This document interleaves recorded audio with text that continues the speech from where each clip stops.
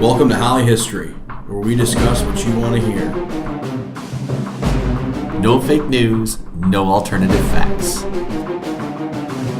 Just history all the time. Greetings from the Holley Central School District Library. This is Holley History, where we discuss what you want to hear. Today I'm joined by Dan Light, Mike Chrisman, and Matt Hennard, and this is Nick DeMuro. We have a great show for you today with lots of topics. We're running short on questions, though. We really need to start hearing from you a little bit more. You can email us those questions at holleyhistory65@gmail.com or tweet us at holleyhistory and get those in as soon as possible. Now, we're going to skip over a segment today, which is normally we talk about what's going on in our classrooms, to talk about a question that we came up for Pick the Brain, and that is, who is the greatest Western military leader of all time? We kind of passed up the greatest military leader of all time because we really didn't want to compare Eastern history versus Western history. We want to really isolate them. Maybe we can do the Eastern one at some point, but I think I know who I'm going to go with, which is probably someone from the Mongols, most likely in the Eastern one, but that's neither here nor there. So, greatest Western military leader of all time. I'm going to go ahead and go last. Mike, why don't you kick us off? All right, I'm going to kick it. I'm going to go William Tecumseh Sherman on that one. Take Max. I know we've been talking about it. He can certainly can jump in on it, but to me, Sherman is the epitome of total warfare. He really puts the screws to the Southerners. Lives off the land, destroys things. Sherman's neckties. If you've never read about Sherman's neckties, it's always an interesting subject to read about. They're taking the railroad. They're pulling up the wooden part of the railroad, using it as a bonfire. Don't you have relatives in the South? I do have. I have relatives from the railroad, not from the South. Okay. The railroad's key to what he's doing too, destroying things, moving his own, and he's also out there on his own. I mean, he's scavenging this countryside. He's destroying everything in his path. That old saying, "I'll make Georgia howl." There's a great story I learned years ago about some delegate from Georgia went to the Philippines, and not understanding the song "Marching Through Georgia," the Filipino band was playing "Marching Through Georgia" as this delegate came off the plane, and the guy turned around and got back on the plane and left, and never even met with the Philippine government. Understanding historical context. Sherman is just one of those guys that complex guy. They think he's a drunk at the beginning of the war. He actually goes to a sanitarium for a while and then comes back and really kind of comes into his own. Total warfare, I mean, he's the guy who used the phrase, war is all hell, because he made it that way. But to me, if you're looking at modern warfare, you're looking at great leadership and getting the most out of your men, to me, Sherman is doing that. He leaves a swath of destruction in Carolina 60 miles wide and 300 miles long. And just trying to even imagine what that looked like is hard to fathom. So in my mind, he is up there. Of course, I have an American history bias, but I know folks think other things. So, Matt, you want to go next? Yeah, well, I was thinking William Tecumseh Sherman myself because of that idea of total war. But I guess, I'm going to go back I'll have to go with Charlemagne. You could go back as far as, Alexander the Great or somebody like Julius Caesar, but Charlemagne, I guess, based on, my understanding of Charlemagne and the attempt at rebuilding the Roman Empire, right after it's been destroyed by the Germanic tribes, Charlemagne is able to recreate, or to the best of his ability, recreate a large empire in Europe for the first time in a few hundred years. And he does that basically because of his military prowess, right? His military is what allows him to reconquer those territories that were essentially taken by the Germanic tribes at the end of the original Roman Empire. His use of cavalry basically put his troops, his leaders, his military above and beyond those of the other European fighting forces at the time. And I think that if you look at, modern medieval history, the cavalry, the knights, right, they are really what is driving the fighting during the Middle Ages after that, and that kind of stems from Charlemagne himself. So I guess I would have to probably take Charlemagne. Although I guess if you're talking about fighters on horseback, we might end up coming back to Eastern history eventually. We have to do that, I think. Yeah. I think it would be unfair if we didn't do it at some point. Dan, who you got? Well, I like what you're saying about the Mongols. So they were like the largest continuous empire at one point. But honestly, I would probably go with Caesar. I think I would go with Caesar just because I know he was in 3 different continents at one point. And I just think it's amazing what he did, honestly, when he gets up to Britain and he gets into what is France and the Gallic campaign. It's just crazy. I mean, he just conquers and sort of like, he was a renegade. He came back, he crossed the Tiber, and he basically chased those guys out of the Senate. And it's no wonder that they murdered him. You know what I mean? Honestly, he was a butt kicker, and I don't know. I've always really liked the whole Caesar thing, honestly. But I like the other choices you guys have made already. I gotta go. I'm gonna agree with Dan. Dan actually went in front of him because I'm going with Julius Caesar too. I'm a Roman. Family near Rome still. I have to do it. I go with Julius Caesar, and I've had people ask me who would win, Julius Caesar or Alexander the Great. And that's a great question. I think Alexander the Great deserves to be on the list. I think some other honorable mentions too be Napoleon and Hannibal. Yeah, he was good. But Julius Caesar to me has to be on there because if you look at what he did and conquered, he conquers Gaul officially, and it's not like he conquers a weak Gaul. I mean, Vercingetorix, the leader of the Gauls, is a formidable foe. And I wouldn't even consider Gaul necessarily like his. I mean, it is the greatest triumph, and the way he does it is it's an operation logistics.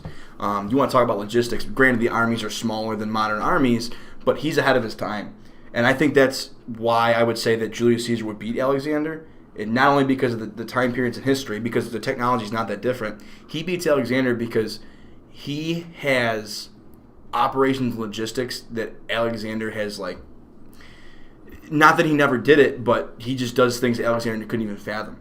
How long does Alexander conquer? I'm just curious because I'm thinking back to Caesar, right? Isn't it 7 years or something? Alexander was a shorter. Campaign? He didn't have to prove it over. He didn't prove it over. He dies at what, like 32 or 33 or something? Yes, and Caesar proved over a longer range of time. I mean, Caesar defeats. He gets Gaul. This is the one thing everybody forgets about: the Germanic tribes that are so fearsome. I mean, the Cimbris and the Teutons come down. Right before his lifetime, and scare the bejesus out of the Romans, he goes in and beats a couple German tribes, scares the crap out of them, and they're behind the Rhine because he builds that massive bridge. Builds a massive bridge across the Rhine. Pontoon bridge. Goes to Britain, scares the heck out of them. I mean, he just pushes the boundaries of the empire so far, and then when he comes back to Rome, he beats Pompey the Great, another great general of legions of Romans. Outside and in. So that's what I'm saying. Who didn't the guy beat? And also, he sustained some defeats in that Gallic campaign and was able to rebound from them, too. So I would agree. I got to go with Caesar. I have to state for the record, I am shocked you didn't say Teddy Roosevelt. He's not a general. He's always a colonel. I think the thing about Alexander the Great, though, that you have to, I mean... He takes down the Persians. I don't think that he's necessarily better than Julius Caesar. But I think the big thing that Alexander the Great had to overcome is the multitude of cultures that he's going to bring in. He's really the idea creating that Hellenistic image, right? Yeah. By not, and maybe he took a page out of the Romans' book. Or, I mean, I'm sorry, maybe the Romans took a page out of his book. They did. In their conquering of people. And I guess Alexander the Great setting that stage and saying, like, we're going to blend our cultures, right? Taking all of those wives from different cultures. Instead of making it like entering, yes, he's a conqueror, yes, he's vicious, but he's also folding those cultures into the fold versus subjugating them. And I think that is something that he has to at least get some credit for. Creating that idea of Hellenism, Hellenistic culture, mixing India, Persian, Greek, everything all together. So to play devil's advocate a bit, there are historians who say that saying he created the Hellenistic culture is shooting the arrow and then painting the bullseye around it after. Because was that his intent? Or was it to conquer land and get glory and take down empires? Or does intent matter? I agree. I would agree with you. I'm just throwing things out there and facilitating. Right. But I would say, okay, so if you ask me who the greatest overall general is of Western culture, I go with Caesar because of his logistic and his history. Fair. But if you ask me who I got to pick to win one battle, I got to win one battle. That's it. I'm picking probably Alexander. Because look at the things he did. And the last point about Alexander I'd make too is, would that sustaining that he was going for with the wives and everything and all that, and there was a lot of his generals that were really upset with him. they thought that he was sacrificing the cultural values. So I'm wondering if Alexander didn't die, does he have a different legacy? That's a good question. If you think about it, you know what I mean? It's kind of like Lincoln at Reconstruction. Oh, yeah. Would Lincoln been able to walk that tightrope, or was him prematurely dying better for his legacy? Right. I don't know. Would his Reconstruction have tarnished Lincoln's legacy? Yeah, another great question. That would be for great if we could another get that time. question to come in. Yeah. Right. So speaking of questions, I'm going to move on with the next question here. This comes from Dan Stanley, one of our Holley alum. Nice to hear from a former student. He actually listened in on our first podcast and sent in a question. His question was, my generation, born in the late 90s, grew up in a period of rapid technological revolution and expansion, and from a teacher's perspective, how teachable are we compared to earlier generations as it relates to social studies? I thought, that's a fantastic question. So Dan and Mike got to really take the lead here. I was going to say you're one of those, right? I'm not sure. Well, so is Matt. We're not trying to insult you guys, but we don't have. Maybe we should turn it around. I We know. don't have the older Shot teachers across been able the to bow. handle all We the don't have the changes. we don't have the longevity to have a good sample size. Well- That's what I'm saying. You guys are you're wise. That's what I'm going for. Seasoned, I think was the word you were looking for. Seasoned? Yeah, that's fine. I guess I'll start off with that because I've had this discussion with a lot of folks, especially recently around here, that our kids today technologically have access to more stuff than I could ever imagine. I mean, in college, I was still working. Literally. Seriously, that is no joke. Yeah, I mean, in college, we were using card catalogs still, microfiche. What is that? And for those of you, go look it up if you don't know what it is. Maybe at the very end of the microfiche era, but I didn't. I tried to avoid it at all costs Well, and because I did we too, had computers by the time I but got you there. had to. So they have access to more stuff. Like they have access to the archives, the Library of Congress, all this information I've killed to have access to write papers and things. But what's interesting is they've lost an ability. There's an ability that's challenging to teach, and that is to not just take the information and regurgitate it. Which I think the generations when I first was teaching here a number of years ago when I first started were really good at learning the information and giving it back to you. And that was challenging because the information wasn't readily available. Now the information is readily available, and now we're trying to get them to synthesize and create analysis and make a claim and support it. That is tough. They can regurgitate a lot because that's easy. It's just go out and find it and give it back. It's that apply the information. In one of our classes, we created a persuasive PowerPoint, and students struggled with that because it wasn't just finding the information and giving the information back. It was trying to do it in a way that was persuasive to prove a point. And I know the kids hate the phrasing that the English teachers use of make a claim and provide evidence to back it up. But that's what historians do, and that's what they've always done. Yeah, I've ran into that a little bit recently. We just did an Industrial Revolution debate, and I found that the kids were really, really great at finding information about changes associated with the Industrial Revolution and the modern technological revolution, but they weren't great at proving it. Right? They understand, and I don't know if that's necessarily a product. I don't think that's not their fault. They're not. It doesn't make them unteachable. They're learning, and some of them are going to be very able in order to do that. But I think it's that plethora of knowledge that is there. Ooh. It's searching through it, right? Figuring out what's important and what's not, and then using facts and statistics to prove that. That's that analysis, right? So you can make a claim, but you've got to support it with evidence. So I can put down a whole bunch of information that I found that we as historians know to be true, and they assume is true because we are telling them that it's true. But can they prove that it is actually true? And that's I think going to be the biggest issue. And it comes into obviously modern day as well. Like with all of the sources on the internet, how do you know what to trust and what not? I was just going to say, I think there's too much stuff. Yeah. That was what I was going to say. There's too much stuff today. So 30 years ago, Yeah. right, when I was in college, I remember going and writing papers for, professors, and it was like, find 5 good sources in the library. 5 good sources. And do a good job reading, summarizing, synthesizing. And that was like a big part of it, was going to the library, getting in the card catalog or the fiche, Yep. finding the sources. Yeah. That was the big challenge, when I was in college, and maybe Mike and you guys too. But Blowing now the dust there's off the so books. much, it's like, is it too much? That some things are not accurate. What sites can we trust? What can we not? It's almost like an information overload. And I said to my son last night, he was playing one of his Xbox games, and he's like, "Do you think that playing all these video games are bad for me, Dad?" He said that to me. I thought it was interesting, and I was like, "Well, I don't know, Andrew." I was like, "Think about this. Over the last number of 1,000 years, did anyone sit down staring at a screen for 2 or 3 hours at a time with a multitude of things going by you? Do you think that this is good for people?" And so it is interesting, because there are so many sources out there. Things have changed so much. Mm-hmm. I mean, it's really unbelievable. Well, it's changed the way we teach. I mean, I think Absolutely. back. You and I are closer in experience. Yeah. I think back to my first few years of teaching and the way I taught then and the way I teach now, and it's literally night and day. Like, just completely different. I'd never thought, if you had told me 10 years ago I was using something like YouTube as much as I do, I would have told you you're crazy. But it's an essential part of what we do now. That's right. Yeah. And it's all on there. It's an important information source. The too much stuff, Dan, when you said like go to the library and find 5 sources, and it's almost like at the college level and in high school now, let's be honest, we expect more than probably what professors of the past did.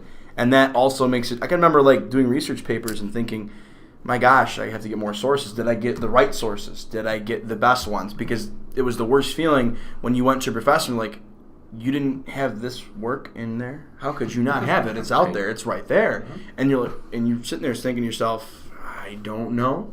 There's so much stuff. Of course, for you, that was like 5 years ago. So yeah, unbelievable. See, I feel like I have I guess maybe the most unique perspective You're the being the middle, right? Yeah. So you guys would have taught my in high school, right? Early on. But I grew up learning in that older style, but I'm now having to teach in the newer style. Right. So I got a I guess unique perspective on the fact that I'm teaching in a way that was definitely not how I learned. And I don't think the question about how teachable are they, I think the teachableness, or I don't know if that's a word. Kids are always kids. Teachableness of students is never going to change. Students are always going to be teachable. The question is how, like you said, Mike, how we go about teaching it, and going back to what we've all been talking about with that too much information, what are we teaching them, right? Mm-hmm. They're very teachable. It's just a matter of how are we going to go about teaching them and making sure that we teach them how to siphon out all of that noise on the outside and get to what we really need to get to. And I think that's the key to being teachable in today's society. That learning how to search, not just go to Google and ask a question. Well, they'll type in a question. Right. They'll type in the exact question. Which computer folks will tell you is the worst way to learn, to search. Yeah. But there's some basic stuff there that we have to do a better job as educators of teaching them how to search. What is Google? Like, I've had kids say to me, I've said to them, what's your source? Well, it's Google. No, Google's your search engine. Right, it leads you to. That is the card catalog. Exactly. That's right. They don't even know what the card catalog is. Right. Microfiche, right. Yeah. So that I think we can move on to our next one now. Now we're going to get into some of the more interesting history ones. We're going to get away from the education stuff.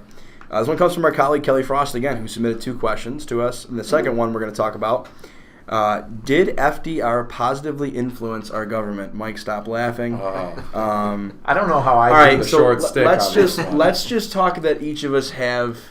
Some of us have a bias here. I think we all have a bias. We all have a bias here. Matt and myself we would call ourselves libertarian-esque, kind of. Mike, how would you describe yourself? A constitutionalist. Okay. Dan?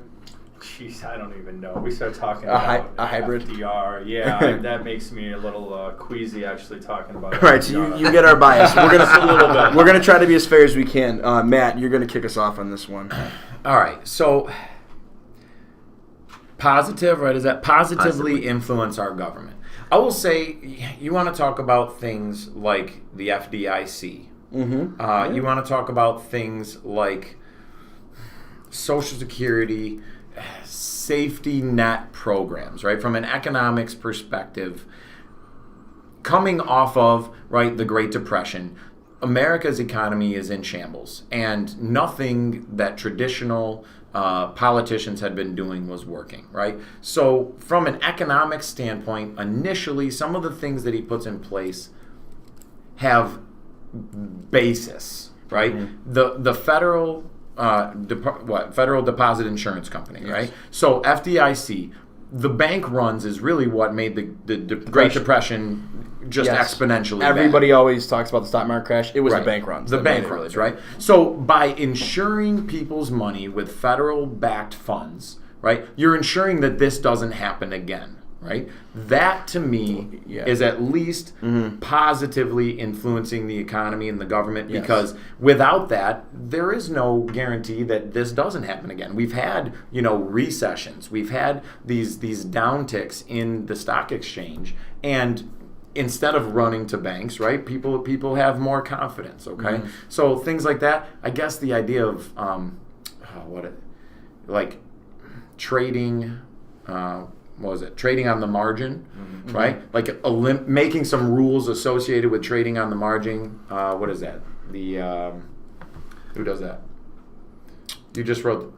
Is that like the SEC? The SEC, Security Exchange Commission. Yes. Good. That's why I was trying to hand off to you there on that. You were writing down about the SEC there. I think that those regulations are important as well. Yeah, those are two. And the hard thing for kids to understand is that when we teach the Depression, they all think about the stock market crash, obviously, and I think the majority of Americans do too.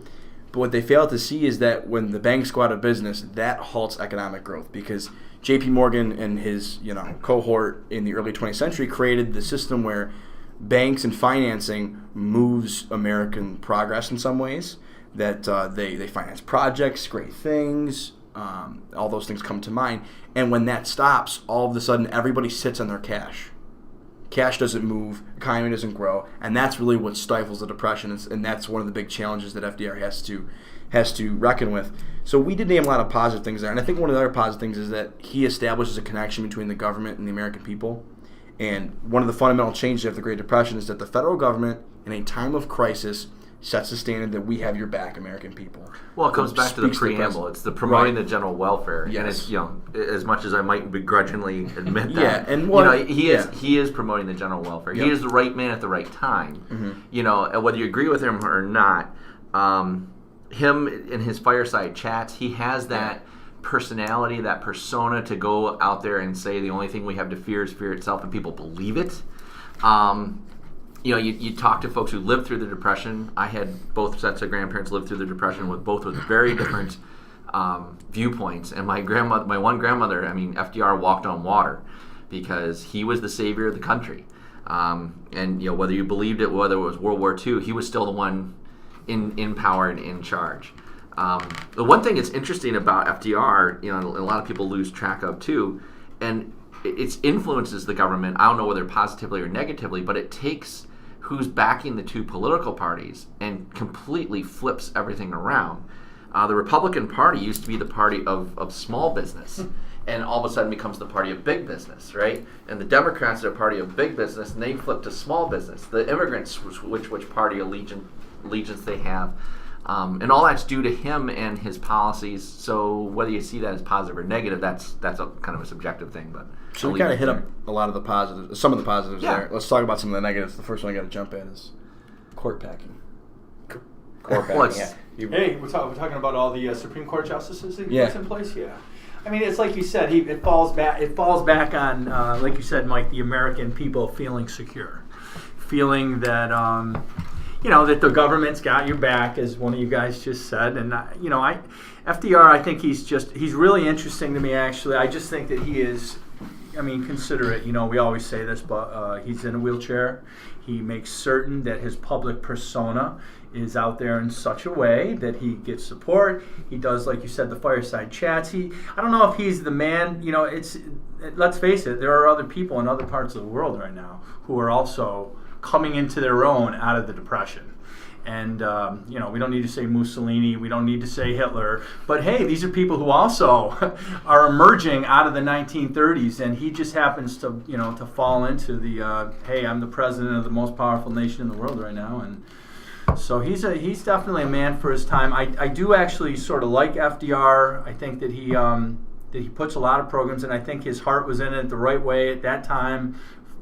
That's sort of how I feel about him. I have generally a pretty good feeling about FDR all in all. But go for some negatives. Go to it. So the court packing, the idea that they're striking down some of his programs like the NIRA, the Agricultural Adjustment the Act. Agricultural Adjustment Act. What I want to come to mind that he struck down. Well, the court packing thing, that's a power grab on epic proportions. Yeah, the fact that his own party members in Congress are saying you can't do that. He did something unbelievable. He united both parties in Congress against the president. I mean, think about that. He unites Congress to actually put their foot down to the executive branch. So you're saying FDR and Trump have some similarities? But my point is, I guess, if we get some of the negatives, is that FDR seizes some power for the executive branch. That's no secret. He does that, and that power has not receded since then. Right. You've always had presidents with reset buttons on power. So really, our first power grab is arguably Andrew Jackson. And then you have the reset button. And then it's Lincoln. And then you have the reset button. And then it's Theodore Roosevelt. Oh, I'm impressed you went there. It's I thought you'd skip over that one. I will. And then Taft, recedes that power a little bit. And then you've got Woodrow Wilson. And then the power really recedes. Harding, Coolidge, Hoover, and then you have FDR, and after FDR, it's all power grab from there by the executive branch, and that doesn't change. Presidents started doing more and more after FDR. Well, Japanese internment's probably another negative too. I mean, Congress goes along with that. Yeah. Talking about that too, I mean, I think the legislative branch, Congress, has willingly given that power up. Yeah, you and I have talked about that all the time. No, we totally agree on that. Well, why not let somebody who has term limits take the fall when they can continue to get elected? They can pass the buck to the executive branch. I'll get reelected and keep my job, right? Rather than instead of doing what's right for the American people. Any more negatives in FDR we can think of? I could go on for a while. The programs, continual programs, and it doesn't. I think World War the II ends biggest the Depression rather than and the biggest thing to me about the programs was the welfare of the people. Right, preamble, like you said, it's important, and we talk about that in economics. That welfare programs are everything. It's education, right? Public education. All of those things come from the welfare pot. But I think that the key downfall is that. You said it, right? In times of crisis. Well, when we're not in crisis, where's that rescinding? That's a good point. Right? Those programs are put into place. Things like the FDIC, the SEC need to stay there because they need to maintain that trust in the financial system. But everything else that was put into place can be rescinded and should only be like an emergency, an emergency policy. An ebb and flow type of thing. Correct. When you and need so it. They know that when you need them, they're there. But also, let's roll those back so that now the economy's good. Let's get that boost back and say, okay, you don't need us anymore. Right. Let's go back to being self-sufficient. He did roll some programs back in 1937, and that actually brought unemployment. Because I can't believe I'm going to give FDR a little bit of credit here, too, in the fact that he was wary of deficit spending. I think, it depends what lens you look at it through. If you look at it through the lens of he wanted the government to do everything, you're not going to like FDR. But if you look at it through the lens of America's drowning, FDR is going to... the New Deal's not going to pull him out of the water, but it will hold the head above water until the next best thing comes along, because nobody knew what that next best thing was. There were no metrics for this. Right. This hadn't... the Panic of 1873 is probably the next closest thing, but really there's no real moment to look back and take litmus. Take it from. Litmus test to go off of. Any final thoughts on FDR?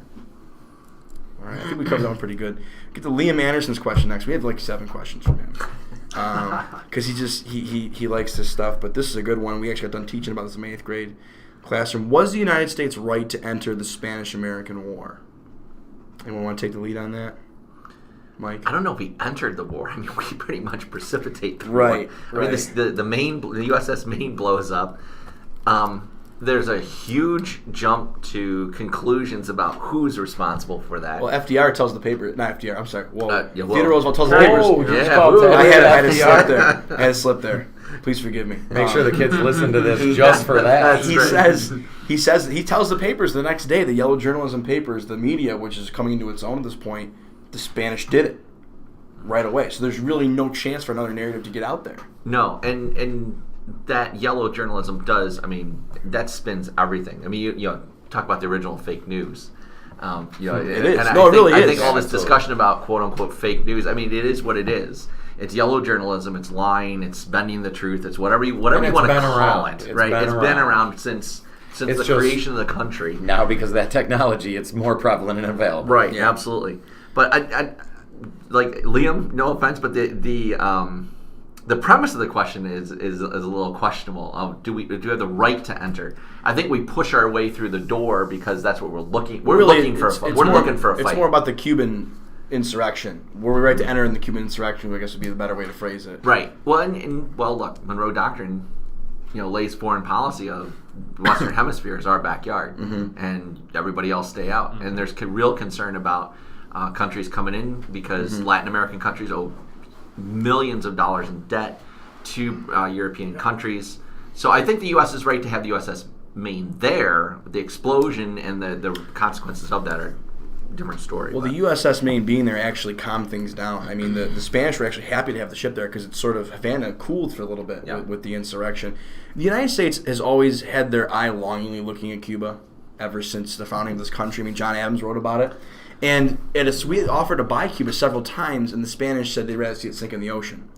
But here's the thing is that the United States was okay with Spain having Cuba because Spain was weak. They were perfectly fine with it. I mean, Cuba controls the entire Caribbean. It's got great harbors, as we now have Guantanamo Bay. We now know that from this conflict. And we're okay with the Spanish having because they're so weak. But if the idea that a Britain, a France, or a Germany would get it terrified us. And as soon as the Cuban insurrection begins and the rebels start trying to overthrow and everything starts moving, the United States is in a bit of a pickle because they had a no transfer clause with the Spanish saying, look, you can keep it, but if you're going to sell it, we're at war with the country you sell it to, and you can't sell it to anybody.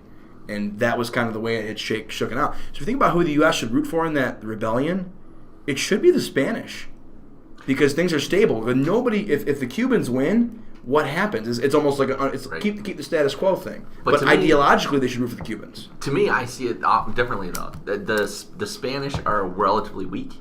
The United States is looking to prove itself to the world. No, yes. And so that's the catalyst. That's the excuse. Right? We've talked about that a little bit in my class recently because we're currently talking about European imperialism, right? So we're right in that wheelhouse, right? That time period. And is it the U.S.'s foray, besides the open door policy, besides gunboat diplomacy in Japan, right? Is this really their foray into, okay, I got to prove myself to these other... We talk about Germany having to prove itself going into World War I as like, I'm not the little kid at the table. Is this the U.S. maybe trying to at least establish itself as an imperial power and make sure that it's not the one of my kids this morning, actually, Michaela, great. She said that they're trying to it's like the first time you get to sit at the grown-ups table on Thanksgiving, right? Like you're there, but you're still kind of viewed as the kid at the table, right? So European imperialism's going on. Britain, France, Germany, they're all building these imperial empires, scramble for Africa, all of that stuff, and these empires are being built. Is the U.S. just kind of trying to throw its hat in the ring and say, hey, by the way, we're over here. I know you forget about us, but we're in this too. Yeah. And what are we picking up? Right. Wake Island, Midway Island, American Samoa, Philippines, okay, right? Puerto Rico and Cuba are close by, but honestly, compared to the split of dividing up Africa and other places, I think it's just kind of maybe put ourselves in a place on the ladder of the power chain. Exactly. And say, like, we want to just kind of leapfrog Spain here. Like, can we just show everybody in the world, like, at least we're better than Spain, right? Give us some credit. Well, in the Philippines, really, in the Philippine-American War, nobody ever talks about that. That makes the United States look around the corner at the cost of being an empire, and oh my gosh, we have to deny people the consent to govern and their self-determination if we want to be an empire. We have to do these things. And Britain, that's just another day in the park. To the British and the French and the Germans and the European. And the Spanish, too. Because let's face it, that's what got the United States involved, is the Spanish doing these awful things, supposedly, to their colonial subjects. And then we turn into the Spanish in the Philippines, and that makes us almost peer around the corner of empire and be like, I don't know if that's worth it. I don't know if that's in our ideology. Whereas the British look at that and go, that's just another rebellion to put down. Well, I like the way we put it to the Filipino people is, overthrow the Spanish government and we'll support you in independence. And then as soon as the war's over, that whole independence thing, we were kind of not serious about that. And then which leads that insurrection, which is nasty. Mm-hmm. And it has a religious aspect to it too. Yeah. Folks forget that some of the folks in the Philippines, I believe it's the southeastern portion, are Islamic, and they don't want another Christian country coming in and taking over. So it's nasty. I mean, they're beheading prisoners of war. The Americans are going after civilians. The civilian population then turns around and is poisoning troops, and it's downright ugly. Which is why we end up backing out. Spanish-American War. We can close the book on it. All right. Done. Bully. Yes. What were the chief causes? This comes from Brock Ostrom. What were the chief causes of both world wars? So we could sit here and list out the facts and stuff, I think. But I think it'd be better if we just kind of each threw out there what we thought of the most important causes to us personally. I mean, World War I, we have Maine, militarism, alliances, imperialism, nationalism. If we could just pick a few of those things maybe and kind of focus on that, I think that'd be the best way to go about it. Dan, why don't you kick us off? Let's go with alliances. Let's just talk a little bit about alliances in World War I. It's so entangled, and they just, there's so many different treaties, whether they're secret or whether they're open or whatever. It's people are trying to find themselves. The different national groups are trying to find themselves, and it's a tough situation. I mean, I always get a kick out of that story with the Archduke. You know what I mean? And that the whole Kabrinovich story, and throwing that bomb, and the people who got out and the people who stayed, and hey, had they not rounded Princip up, they would have never known that those people were Serbians. And who would have guessed that the Serbs and the Russians got into it, and the French? It just really spirals. It's such a volatile situation over there in the Balkans at that time. I mean, it was just you needed a scorecard to really know who was in line. That's a good way to put it. And I mean, it's gonna roll out of control at some point, and where it's gonna stop, who knows? I gotta agree with you, Dan. I think alliance is the number one cause. I think it's absolutely crazy. People weren't really certain what Obviously, they wanted to try out their weapons and all the other things that went along with it. But honestly, to me, that's like the big thing of not knowing who was allied with who, and the feelings between different groups towards different empires. And if you didn't have the alliance system there, does Russia even back Serbia? Is it just it's probably just a local conflict between Austria-Hungary and Serbia. There have been 2 Balkan wars before it. Yep. There have been 2 Balkan wars in the decade before, and if there's no alliance system there, granted, the alliance system is tied by nationalism. You're right. The idea of Slavic peoples coupled with the Pole. Right. So that alliance is natural because of ethnic groups and nationalism, things like that. That's why I have nationalism as my second biggest cause, being extreme pride in your country and protecting ethnic groups and peoples and things like that. That's why I have nationalism as my second biggest cause. But Matt, go ahead. I think I'm going to maybe take an unpopular position because you want to argue. Because not because I want to argue. Because I'm going to come after the Brits a little bit right now. So everybody who knows anything about our World Wars class knows that Mr. DeMuro has a tendency to be a little bit of an Anglophile, and so it's the only nation I really like outside the United States. That's true. That's true. And so my argument here is that Britain is Germany and Britain, 2 of probably the biggest players, and the extension of the war happens, let's be honest, because Germany and Britain are fighting. Just to be clear, we're still in the First World War. The First World War, correct. I'm sorry. Well, you're good. And so Germany and Britain are really extending this war. I mean, France is there, but they're kind of, as you would say, they're defending. They're not really doing much else. So Britain and Germany are really the ones standing towards the end, taking swing after swing at each other. And what is their 2 biggest motivations, right? And I would argue that it's militarism, and imperialism, that idea that I was just talking about with the U.S. of wanting to have a seat at the table. And then Britain on the other side, I think Britain's eyeing up some of the territory that's up for grabs right now.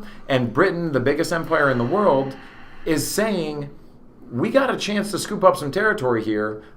why not throw our hat into the ring, right? I don't see necessarily, I know we talk about Belgian neutrality and all of that, but the reality of the fact is without that militarism idea of we have to make sure we have the balance best of Navy, power. we're the biggest power in Europe, we can't let Germany get that, is part of the reason why Britain gets involved. And then on top of that, the imperialism of, well, not only do I want to prove that I'm the best, but geez, when this all shakes out, somebody's going to get a whole bunch of benefit, and I might as well put it into my pocket versus letting it go into somebody else's. So for me, that militarism and imperialism from Britain and Germany is what makes it so big. It might not be the necessary spark that starts the fire, but the fact that it lasts so long, that it's so devastating, that it's so large, I think you have to tie back to militarism and imperialism for sure. Wouldn't that be German nationalism, though, that wants that place at the table? Wouldn't that make that cause nationalism? See, then? I was looking.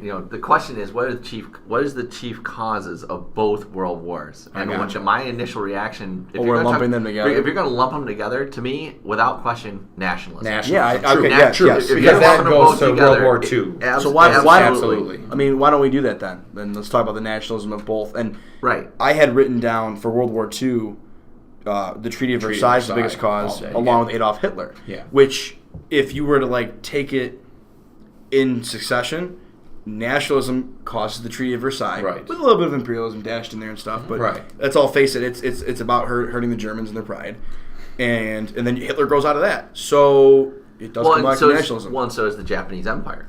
Yeah. The Japanese Empire is built around nationalism. I mean, Yeah, we and completely forgot about them. They sell that hard, right? And all the stuff you guys are talking about with World War I, absolutely. Alliances, I agree, but those alliances don't exist without the nationalists to back it up. To Yes. push things to That's back why it up. I see those two as tied. Yeah, that's Right. Slavic, And- the yeah. Slavic nationalism. Right, the for sure. Slavic nationalism, the Germanic. Russians tied to them. World War II. I mean, you have Italian nationalism, and folks forget they're even conquering places in East Africa, Ethiopia and places like that. You have Germany going out and taking. Well, fascism is founded in nationalism. Absolutely. Fascism is 100% founded. It's almost in a nationalism. consciousness, though, I think. People realizing, like in the Balkans, Serbian, I'm Slavic. It's that consciousness of the whole thing that I am this, Right. and I deserve this, and this is what our nation is, and their alliances are then based off of that. One thing about it, too, even the United States, even though they're trying to remain isolationist, that is a nationalist policy. I mean, we associate that with Washington. That's part of our nation. We're very prideful in both. Before we entered both world wars, we're above this. We're not getting into this. This is ridiculous. And then we're drawn into both. But to me, nationalism, I agree. by That's far, true. is the cause of both. If you combine them, Yeah, together. if you combine them into one, that's true. That's why we have him on the show. That's why he's the Pumbaa, right there. That's why he's the Pumbaa. Not Pumbaa. Pumbaa. Oh, Pumbaa, right. No, Pumbaa's that other Pumbaa's guy. from the Lion King. Pumbaa's from the Lion King. That's right. Oh, man. That's right. That would be you, Pumbaa. Oh, Pumbaa. Oh, Based thanks. on- Gee, thank you very much. So nationalism and alliances for both world wars. I like this question a lot. This next one, so in the same theme. Before I do that, as far as people responsible for the Second World War, everybody jumps to Adolf Hitler. We're talking about in class today. George Clemenceau. George Clemenceau, right. Yeah. Leader of France in Versailles, turns the knife in Germany's back. Yeah. Just to throw that out there in order to dig at the French, I just had to get that in. More nationalism. Yeah, more, it is. Again, it's back to nationalism. Allie Benson, thank you for this question. This is going to be interesting. Should the United Kingdom have signed a peace accord with Nazi Germany after Dunkirk, hypothetically preventing the destruction of their country, preserving something for themselves? Winston, we just had the episode of Churchill. He's probably rolling his grave with this We're question. talking right now. about the Munich Pact here? What are we talking about? We're talking. No, hypothetical, I think. Oh, hypothetical. Read it again to me. One more time. Should the UK have signed a peace accord with Nazi Germany after Dunkirk? Oh. So the British Army's going back onto their shores. I'll get it. Okay. Would it have been prudent for Churchill or whoever to negotiate? You could a understand peace? if he did. I mean, Britain's on the ropes at that point. Yeah. But to me, again, he's another one of those guys, the right guy at the right time. I mean, and I mentioned this at the Winston Churchill podcast, which go back and check that out. Not too long, but Churchill views himself as another Nelson, and that instead of having a fleet, he has the nation. He was born for that moment in his Right. life. Every man will do his duty. And so I don't think Churchill had it in him personality-wise to make the surrender there. I think if the army is not brought off the beaches the way that they are, if they're brought off at maybe half the number or less, Britain is at a point where it cannot fight. It has to negotiate to at least keep some form of the British government, because otherwise it's game over. Germany will roll over the British. So as the events happen, I don't think it was the right thing to do to surrender or to negotiate peace. If it didn't work out the way it had, using hypothetical, if Dunkirk was a disaster, he would have been forced to. And I don't think the British people would have been willing to fight on the beaches, and on in the shore and all that. So Nationalism. Absolutely. Right. Matt? I guess that the question is, should he have signed the peace accord? I mean, we have the benefit of obviously having the 2020 vision because it happened. Knowing what Adolf Hitler was and what Adolf Hitler was doing, obviously my answer is no, he should not, because he was really the only thing standing between Adolf Hitler and world domination. And the one thing that we haven't brought up yet is Britain the fact stands that alone. if he defeats Britain, does he invade the Soviet Union? Because I'd like to talk about in my class quite a bit, Hitler gets frustrated at the fact that he stalls, right? The Battle of Britain, the bombing of London. London. Sure helps around your country. Yeah, he can't get onto land in Britain. And so he kind of gets frustrated, and what's he do? He turns his attention to the only other place he can go, which is to the east, right? Violating the non-aggression pact that they had, right? And going into Russia, or the Soviet Union at the time. And so that then brings the Soviet Union in, which, we all know is the fatal flaw, right? For those of you who are listening from my class, right? You don't invade Russia. We always they say are crazy. There's two things. You don't do it. You never get into a land war in Asia, never pee into the wind. But the thing is here, obviously, I think knowing what we know about Adolf Hitler and what he was, Britain, absolutely should not have signed a peace accord. At that time, I think I'm tempted to agree with you that would it have been the right thing for the British? Very possibly. But is it what's right for the world? I gotta say no, right? I gotta say no, because Lord only knows what happens, right? If Hitler takes, There's one just of so those much things history like what? after Dunkirk. Right. It's hard for me to even. Yeah, Dan, what do you think? About that, because you just look back at it and you say, oh my gosh, so much happens following Dunkirk. I mean, for me, I just can't even look back and think to myself, hey, they should have signed an agreement. You know what I mean? It's hard for me to even consider that. But and again, you guys are more the authorities on Winston. I was a foot from Winston Churchill's cigar. I know I missed the podcast. Did I tell you this? Down in Pennsylvania, yeah, I played the Stall 84 lumber course. And there was a special room back there where they had the butt of Winston Churchill's cigar entombed in glass, where you could walk up to it and touch the glass. Churchill's cigar. Awesome. But no, that's a hard question for me to think about. That to me is there's what you said. We're looking back now. I mean.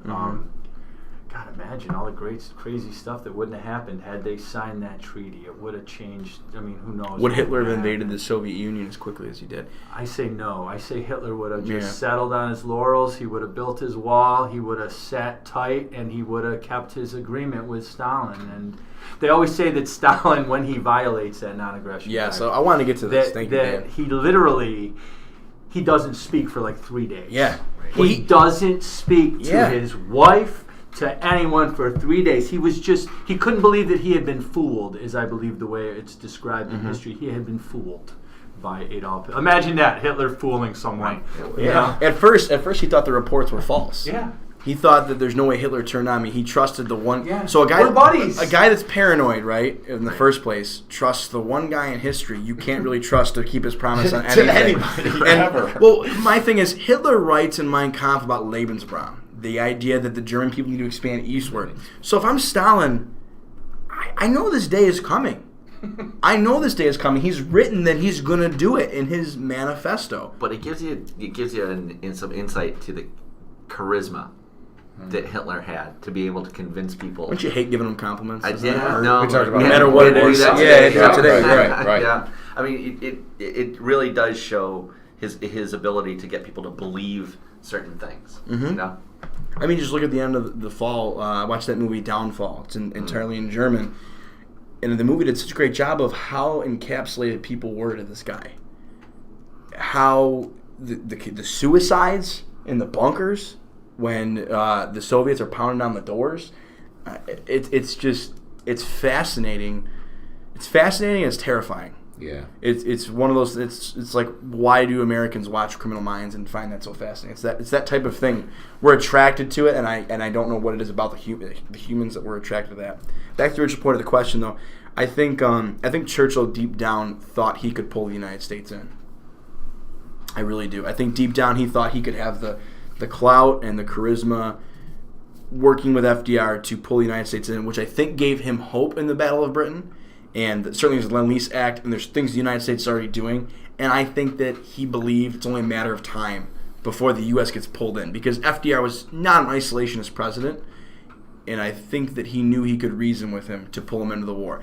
And Churchill, I think, is saying to himself, look, all we got to do is get the U.S. in, and we're good. And I think he keeps telling himself that throughout the whole process in the Battle of Britain. And I think that he really put a lot of his emphasis into it. And the fact that, logistically, it was going to be difficult to invade Britain by Operation Sea Lion or anything else. I think that strategic bombing had its limitations at times in cities to subdue a whole country, especially when the Royal Air Force gets the ability to combat the Luftwaffe. Not to mention the Nazis, the Luftwaffe, Hermann Göring, the commander of the Luftwaffe, was completely incompetent. Oh, yeah. Completely incompetent in a lot of ways. So I think when we look at the Battle of Britain, we almost look at it as Britain's on a knife's edge, and they were. But when you dig deeper into the whole story, there were a lot more things in favor of the British than we realize. Well, the British have always had the benefit of their geography, right? I mean, we talk about that all the time. United States, yeah. Absolutely. The fact that the only way, because of their navy, the only way to get in is through the air initially, and you have to destroy the Nazi Germany had no built. navy, essentially. Right. So, thanks to the Treaty of Versailles. That's one thing good we didn't talk about today. Yeah. At least the Germans couldn't invade Britain with their navy. They even were using a lot of the French ships. Correct me if I'm wrong. Right, yeah. They were using some of the French ships. They had French ships firing on British ships in some cases. Well, yeah, there was actually a battle on the north coast of Africa. That's what I was. The Vichy, yes. The Vichy Navy. The British go in and basically tell the French, scuttle your ships, or we're coming in. And the Vichy government's like, no. And so the British came in, and it was destroyed it was a pretty, so the Germans heavy can't battle. have it, Yes, right? so the Germans couldn't have it to control the Mediterranean. Okay. Yeah. It's intense. Yeah. Good stuff. Our final question for the Final day. question. Matt D. Simone's been dying for us to answer this question. Matt D. Simone? He is for just years. For years. So, Matt, this one's for you, man. Who is he like again, that show? Oh, it's Alex P. Keaton from Family Ties. Matt D. Simone is Alex with P. the briefcase. With the briefcase. He is a Republican guy. He thinks Nixon is the greatest man to ever live.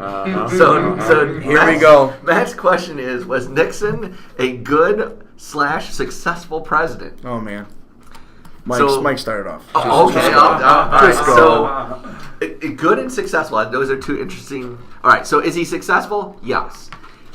I've always made the argument, I'll try to lay out the argument, he is perhaps the smartest and dumbest president we've ever had at the same time.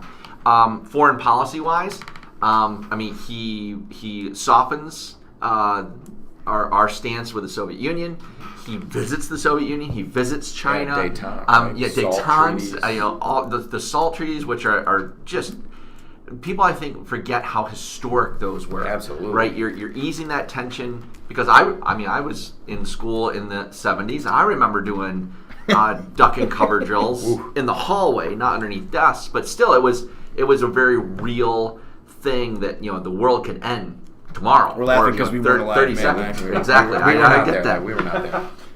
Was he a good president? Successful, yes. Good, I have to say no. Mm-hmm. The guy just flat out cheated, lied, and did things that were unlawful. Obstruction of justice. Yeah. And even to me, even beyond obstruction of justice, he's using the IRS to go after his opponents. He's lying under when he's being questioned about his conversations. he's not the nicest guy in the world. He has just a huge character flaw in the fact he's so unsure of himself. Especially, I think, after the JFK debate, where it's crushes him on the radio. Well, he crushes him on the radio, but the TV, everybody thinks Kennedy wins because of numerous reasons, and Nixon is an arrogant guy. But that fatal flaw of, I think I'm going to lose the election. When you look at the election in '72, he does really, really well. And I don't think Watergate is the result of him winning. Him winning is the result of the Watergate, break-ins and things like that. But he's just that. Right, he would have won without Watergate. Oh, absolutely. He would have won without absolutely. Watergate for sure. And people have said to me, well, what if he just came clean and just was admitted to what he had done? Would the American people forgiven him? Unlike Clinton, I say no to that. Clinton, I think if he had just come out and said, I made mistakes, right? This is between myself and my wife, people would have been up in arms for 2 weeks. The American public's ADD. We would have moved past it. Because Nixon broke the law. That is, and I think it gets exacerbated because Ford comes in and then pardons Nixon before anybody can do anything legally. So that's kind of my take on it. It's a little dirty pool right there. Yeah, right, exactly. He was a great politician that was a little bit overtaken by technology. He was a little bit overtaken by the way things were changing in the 70s. And I think he thought maybe, okay, a lie or 2 white lies or whatever, I can overcome these. And they just started compounding themselves. And then he gets so deep in, he just realizes there is nothing more that I can do. Like, it's not until that last minute when you see, even the day when he gets on that Air Force, was it Marine One he gets on when he leaves the White House? And he turns and he makes that symbol that everybody thinks about. I think he was still thinking from just a couple days before, I think I can do this. I think I can. But now it's like, holy Christmas, I blew it. It's over. And you see that moment he looks up at the White House thinking, whatever happened to me? What? Because he was a great politician. He made it through 2 decades of basically being a great politician. But the things he did just were, and not to say that they were any worse. I mean, if you look back at all the presidents and you say, hey, let's judge them by what they did in office that people knew about or not knew about, he might not have been the worst president, right. Even if you went after the Democrats. Some other presidents might have done worse things, but it caught up to Nixon, and a few lies here and there in the tape, and it was just it was a snowball again, right. That was just rolling downhill, and he just couldn't stop it. I love his body language when he's addressing the press. When the people have to know whether the president's a crook. Well, I'm not a crook, and he stands there with his arms folded. And I show the video of it so that the students can see it. And I'm like, just look at the body language because it speaks volumes. I guess, for me, obviously, this is before my time. Not as much before my time as it is before Mr. DeMurro's time here, but. So basically everything that I know, comes from my study of history and, seeing clips and talking to people about it and stuff like that. And I like what you did, kind of breaking him up into good and or successful, right? My only experience with him from teaching is obviously with that détente, right, SALT treaties. And so the idea that, he is able to ease these tensions between the U.S. and the Soviet Union at a time when they were probably, arguably, almost at its peak, right? He sees, he has seen the Cuban Missile Crisis. He has seen all these things happen in his political lifetime, and he knows, listen, we are probably on the brink of a nuclear war, the nuclear proliferation that is happening, and he realizes that. That is something that nobody else was willing to do at the time. So you can't argue with the success of that. Didn't Nixon visit China too? Yeah. Oh, he walks on the wall. Totally walks on the wall, right? Visits China. Open relations with China made that, which had been not anything that had been considered prior to that. His relationship with his Secretary of State Henry Kissinger is huge. The decisions, Nixon's best legacy, I think everyone around the table could probably agree on, is that, in my opinion, he established the foundations for the United States to win the Cold War. He goes to China, opens up relations with them, which scares the bejesus out of the Soviet Union because they're not exactly on good terms with China at the time. Right. And the United States just went and is getting along kind of now with one of the largest communist I believe it would be the second largest communist power in the world. Absolutely. Technically, actually larger than the Soviet Union by population. By population, yes. By but the land second mass, most, no, but right. the second most powerful, and that was a genius stroke of a move. Absolutely. And again, I think Henry Kissinger deserves a lot of credit for that, but he still appointed him. Well, wait, obviously, he's easing tensions Yes. with both of the top Right. powers. You know what I Right. mean? Not only the Soviets, but the Chinese as well. I mean, there's not really another powerful communist Cuba. nation. I mean, but not powerful. Yeah, but he Cuba's could've- not doing right. anything without the backing of the Soviet Union Absolutely. or China. You know Yeah. what I mean? So that is literally, I like what you said, they're setting the groundwork for the end of the Cold War, right? Like, Reagan gets a lot of the credit, no. Gorbachev, but he put that in Not place. only that, look at what it does to China. Yeah. Because when the U.S. steps into China, Uncle Sugar, as John Killigrew, my college professor at Brockport, used to say, he creates now this market for China that is going to literally, as Napoleon called him, the sleeping giant, that's going to allow them to prosper and move forward economically. I mean, you look at China now and you look at the economics of that place and you say, hey, this has almost got to come back to around the early 70s with Nixon. These are the events that happened under his watch, and so it is interesting. And I know that a lot of kids have seen that Forrest Gump and they get a kick out of the ping pong diplomacy. But really, what is ping pong diplomacy? It's really just opening up China and America, and it's creating this market for Chinese goods in many ways. Getting the conversation started. absolutely. I guess on the negative side, a couple things. Mike says he's the dumbest and smartest president. I call him a tragic Greek hero because he has wonderful qualities, but yet many flaws. So foreign policy, I've always said Nixon deserves, in some ways, a good score. But on the flip side of that, let's talk about even foreign policy. Salvador Allende in Chile, right? He's first popular socialist elected leader in the Western Hemisphere, and elected, and all of a sudden he's out. And we all understand that Nixon's probably closely tied to that. Another thing is, the Pentagon Papers come out, de-escalate. We got to talk about Vietnam. Supposedly de-escalating the war in Vietnam, peace with honor, while escalating through carpet bombing in Laos and Cambodia, which destabilizes Cambodia for the Khmer Rouge, Right. and you Right. get all those problems. Right. So while Nixon, and then the hiding of that whole thing, not really being truthful to the American people about the Vietnam War. But to be fair, Nixon, I guess, no president had been truthful about the Vietnam War from the very beginning. Not even Americans Kennedy. can't handle the truth. Yeah, right. Yeah. That's no joke. So I guess to be fair to him on Vietnam, he's the guy that got left holding the bag, so to speak. Is he president during that El Salvador too? And like El Salvador, they're backing the El Salvadorians that end up with the mass murders as well using American weapons. That went on for so long. I'm not sure. I I'm not sure if wonder it starts who with kicked him that or in. Ford. Definitely by Carter, and absolutely in Reagan. Yeah. Oh, yeah. That was. I knew but it was I'm not prevalent. sure if it I went just that didn't know long. who started Yeah, that's that a good whole question. thing. I'm Because not that sure. Latin America, Latin America is a messy deal at that time. It's hard being By beneath the United States. You know what I mean? It's hard being what? Hard being beneath the United States. It's tough. Nice. It's difficult. Figuratively. Any or- final thoughts on Nixon?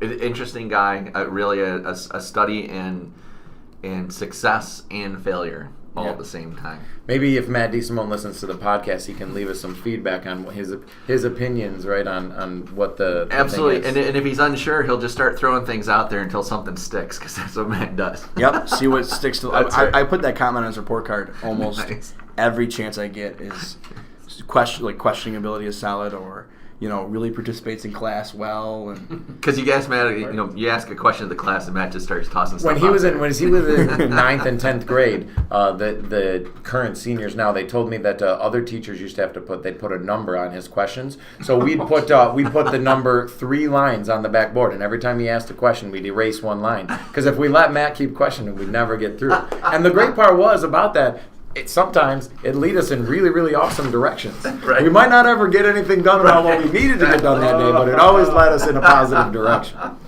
so thank you, Matt DeSimone. Here it brings me to my next point. We need some more questions. We do have some still kicking around, but we really need more questions. I think if you've listened to our episodes, you understand now that we want debate-style questions, because we do want to talk about what you want to hear. Whether you're a student, fellow staff member, or somebody just stumbled on YouTube and found us, please send us questions. You can do that at holleyhistory65@gmail.com or tweet us at holleyhistory. And if you're a student in the school, just drop a question off, fold it up in a piece of paper to one of us in the social studies department. We can get that answered.